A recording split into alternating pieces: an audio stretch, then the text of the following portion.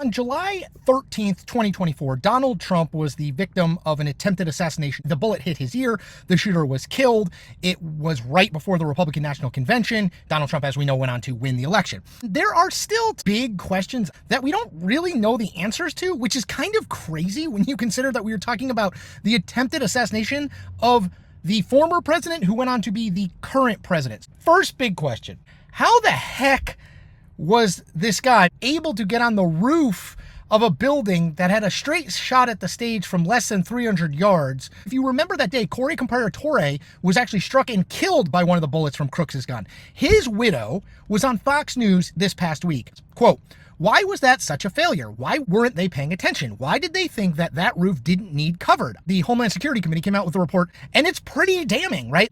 Quote, "What happened was inexcusable, and the consequences imposed for the failure so far do not reflect the severity of the situation." Again, that's a Republican-controlled committee, but they're exactly right. The job of the Secret Service, right, is to keep the President of the United States safe. And so it seems odd to me that we haven't seen more consequences for this.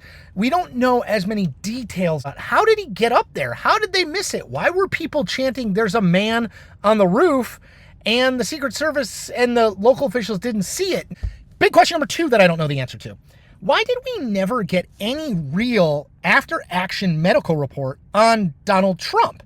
So if you remember, he is shot. He goes down. He gets up. He's bleeding from his ear. The Secret Service rushes him. He says, "Fight, fight, fight." It's the perfect blue background behind him, the flag behind him. It's the iconic image of the 2024 campaign. But then not much. We know he went to an emergency room. We know he was treated by doctors, but those doctors have never really said much of anything about where exactly the bullet struck him, what treatment he received, whether there would be any lasting damage. The information about Donald Trump's medical situation that we received came via Ronnie Jackson. Now, Ronnie Jackson is a doctor, but he is the former White House physician who is now a member of Congress from Texas and one of the sort of most pro-MAGA, pro-Trump members of Congress out there. So it was very weird that Ronnie was like, he got shot here and this is what happened.